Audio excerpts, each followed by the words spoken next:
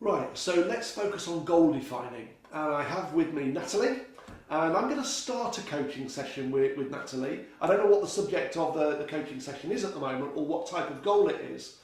And when I'm coaching, one of the things that I'm always focused on at the start is identifying the right goal defining technique to use. So now, what is it you would want to focus on and achieve? In the summer I want to run the race for life. Specifically I want to run it. Okay, running the race for life. Running the race for Okay, life. so in my mind now, I'm thinking this is likely to be a SMART goal, but I'm not going to assume that at the moment, okay? The first thing I'm going to do is get the time scale. Natalie said in the summer. When exactly is it? It's in August. I'm not 100% sure of the date yet, but it's in August. Okay. And are you booked in for that race? No, not yet. Okay, but what's the goal really about? What do you want to measure? I want to measure, I guess it's time. A time? I want to run it. Yeah. Which would mean that the time completing it would be shorter than if I was to walk it, which I have done previously. Again, how long is this race? It's 5 kilometres. 5 kilometre race, okay. And what is the time that you want to run it in? Under 45 minutes. Under 45 minutes. Yeah. So this is definitely a SMART goal. It's a time, right? It's a 5 kilometre race on a specific date in August. You know what the date is, and you want to run it in 45 minutes or less. Yes. Okay.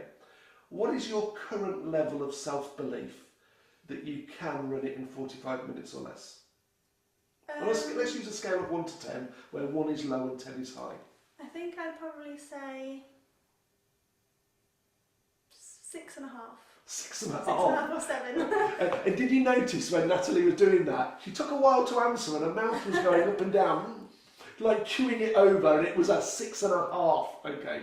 Now, so far we've got a SMART goal, which is to run the 5 kilometre race for life in 45 minutes or less on this date in August, yes. And you're a 6.5 out of 10 in confidence. Okay. What's your strongest reason for wanting to run that race?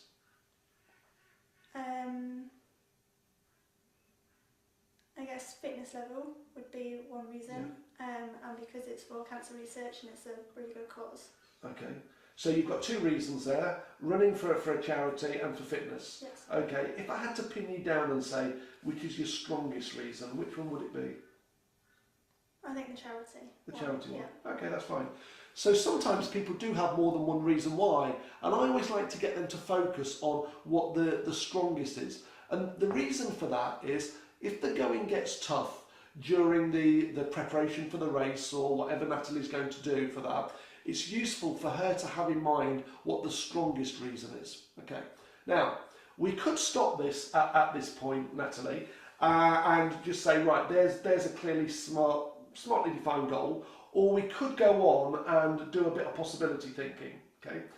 I just want to have a quick chat to the camera here because I think there's an interesting learning point that we could make here. And this is the learning point. When you hear a person's level of self-belief, you've not just got to listen for what number they say on a scale of 1 to 10.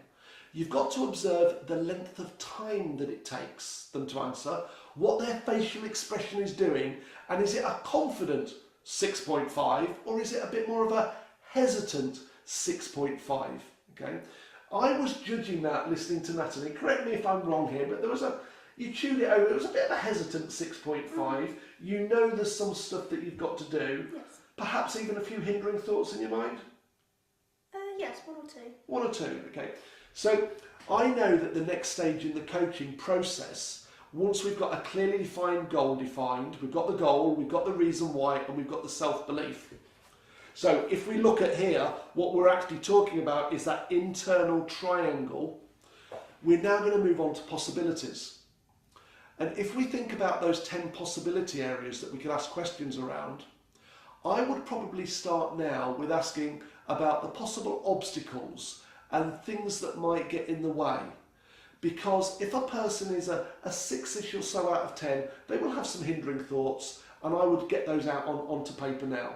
If Natalie had said straight away, actually, I'm a 9 out of 10, and she'd said it very quickly and very confidently, I would have started going down those 10 possibility areas and say, well, what possible tasks and things could you do? What possible resources? Who could you involve? What are the reasons? And I'll go down that way. Okay. The reason that I'm choosing not to is I want to get the obstacles out first, and then I can start asking her about who she could involve and the possible things that she could do.